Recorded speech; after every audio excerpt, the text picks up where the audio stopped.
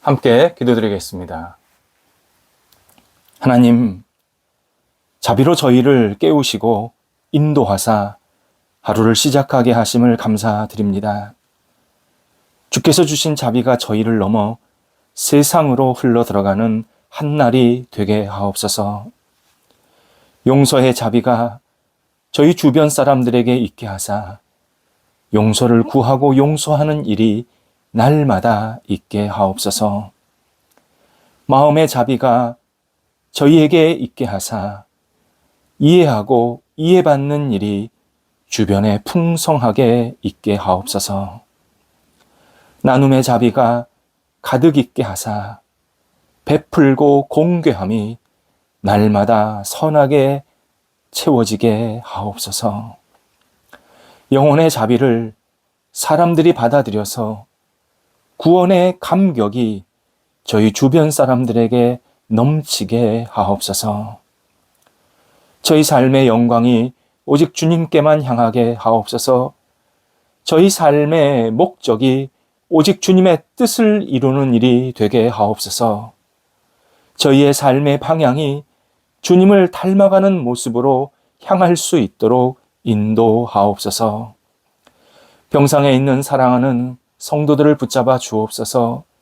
예수님 안에서 오늘도 희망을 갖게 하시고 주님께 모든 것을 내어 맡기며 어려운 시간들을 넉넉히 극복하는 은혜가 있게 하옵소서.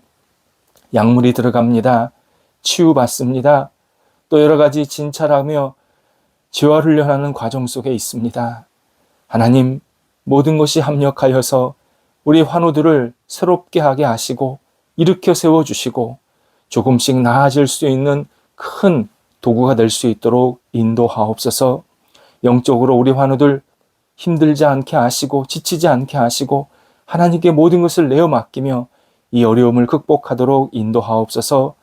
옆에서 기도하는 가족들을 붙잡아 주옵소서. 하나님을 간절히 바라보며 의지하며 주께 소망을 두며 기도하고 있사오니 하나님 가족들에게도 하나님이 주시는 위로와 감사가 있게 하시고 이 모든 과정들을 통해서 하나님께 영광되게 하시고 또 옆에서 여러 가지 역할들을 감당하기에 어려움이 없도록 삶의 터전도 선하게 이끌어 주옵소서. 자녀들을 붙잡아 주옵소서. 사랑하는 자녀들이 오늘도 말씀과 사랑 안에서 굳건히 세워지기를 원합니다. 자녀들이 영육간에 강건하게 하셔서 영적으로 늘 주님과 함께 동행하게 하시고 육체적으로 피곤치 않게 하시고 주님이 주시는 능력으로 지혜로 열심으로 이 땅을 살아가도록 인도하옵소서. 학업에 있는 자녀들이 있습니다. 붙잡아 주옵소서. 공부할 때 지치지 않게 하시고 집중하게 하시고 시험을 앞둔 자녀들에게도 능력 주시어서 하나하나 차분하게 잘 준비해서 하나님께 영광 되게 하시고 하나님께 쓰임받는 미래의 훌륭한 하나님의 사람으로 우뚝 세워지는 귀한 학업의 준비 시간 되도록 인도하옵소서. 시험의 결과도 주 앞에 내어 맡기오니 주께서 가장 선한 모습으로 채워지게 하옵소서. 하나님, 우리 일터를 붙잡아 주옵소서. 성도들의 일터가 오늘도 주님의 사랑 안에 굳건히 세워지기 원합니다. 사업처, 가게, 직장, 학교, 그리고 섬기는 가정 붙잡아 주시어서 모든 일터와 가정 속에 예수 그리스도의 능력이 임하여 주시옵시고 좋은 거래가 계속 생기게 하시며 하나님께 영광되게 하시고 풍성한 열매가 각 일터 속에 넘쳐나도록 인도하옵소서. 계속해서 거래와 투자를 위해서 기도하는 성도들이 있사오니 붙잡아 주셔서 이 거래와 투자가 하나님께 영광되게 하시고 주님의 이름을 높여드리게 하시고 하나님 나라에 쓰임받는 교류가 있게 하옵소서. 중요한 계획과 진행 중에 있는 분들이 있습니다. 도우소서. 이 계획이 하나님의 뜻을 이루는 계획되게 하시고 진행이 성령의 능력으로 진행받게 하여 주시어서 담대하게 모든 것을 잘 감당하게 하시고 특별히 어려운 일들, 장애물들이 있다면 예수님의 능력으로 잘 이겨내게 하여 주시어서 진행되는 그리고 모든 결과들이 하나님께 쓰임받도록 인도하옵소서. 새로운 시작을 하고 있는 우리 성도들 있습니다.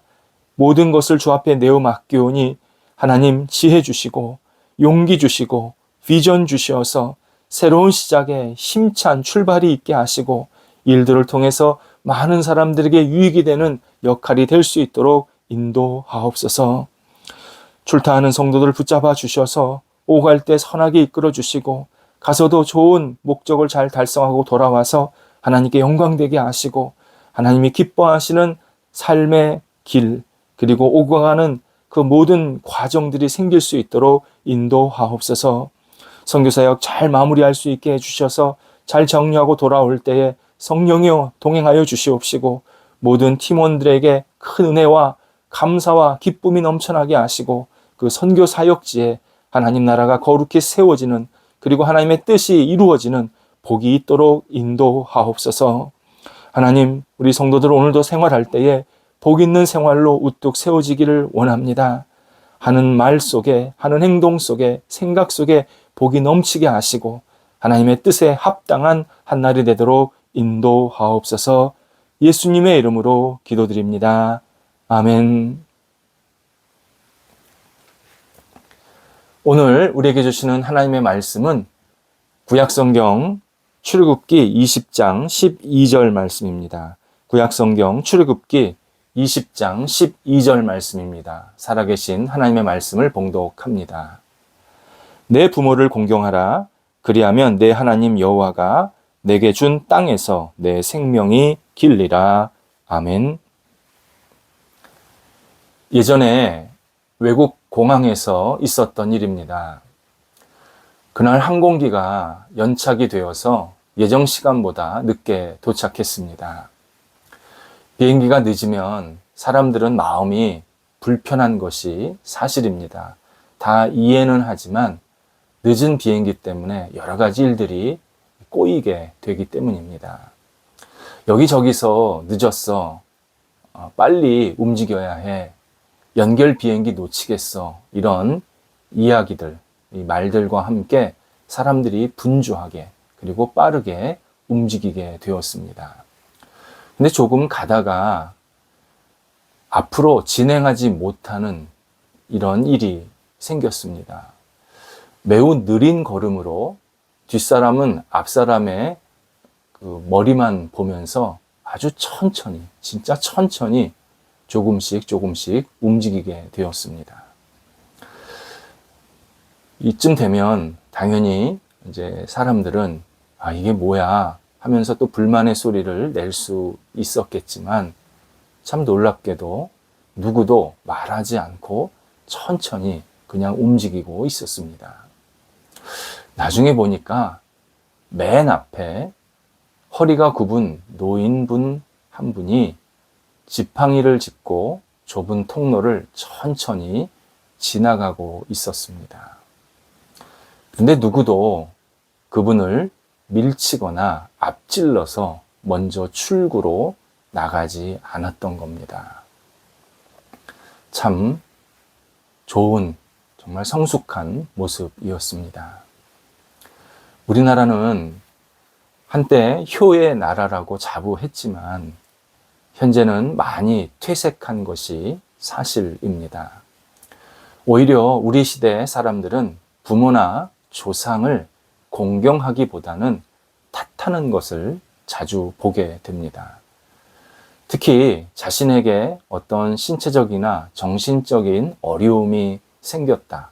그러면 그는 부모가 무관심했든 애지중지했든 밀어주었든 당겼든 좋은 본을 보였든 그렇지 못했든 방목했든 과잉으로 보호했든 모든 책임을 부모에게 돌리려는 성향을 갖고 있는 것을 보게 됩니다.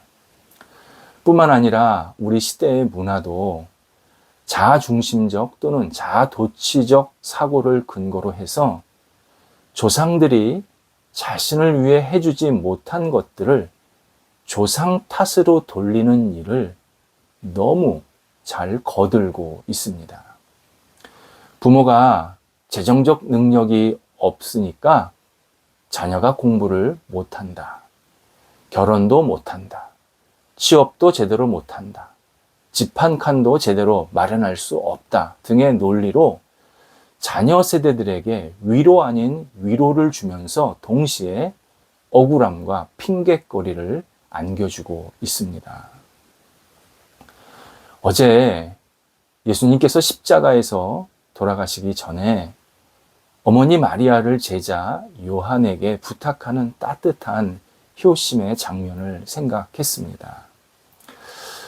어른 공경은 하나님께서 인류에 오래전부터 알려주신 기독교 신앙의 아주 중요한 내용 중 하나입니다. 모세는 하나님으로부터 10개의 계명이 적힌 2개의 돌판을 받게 됩니다. 그러니까 한쪽에 돌판, 또 한쪽에 돌판, 이렇게 2개를 받게 됩니다.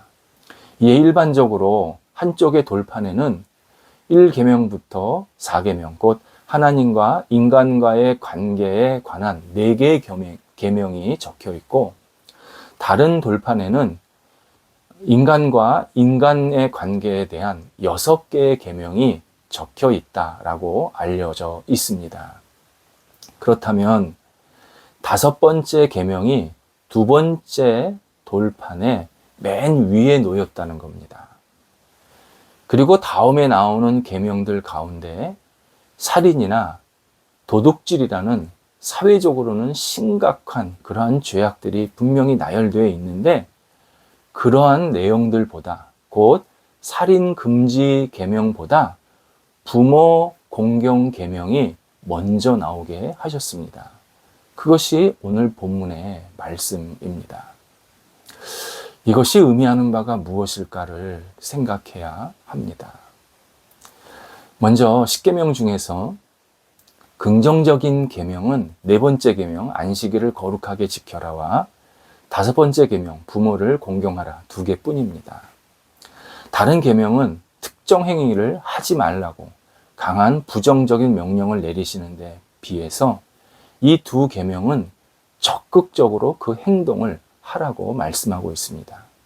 그리고 이 2계명이, 그러니까 4계명, 5계명이 전체 10계명 구조를 볼 때 중심부에 놓여 있습니다. 그래서 이 2계명은 구약 성경에서도 자주 반복적으로 언급되는 내용입니다. 이 안식일을 잘 지켜야 된다는 것과 부모를 잘 공경하는 일들이 그만큼 우리 인간의 일상생활 속에서 아주 깊은 내용이라는 사실을 이 성경을 출애굽기 20장에 나오는 그 10가지의 계명을 통해서 우리들에게 분명히 알려주십니다. 그러니까 4번째, 5번째 계명이 우리 실제 생활에 굉장히 중요하다는 겁니다.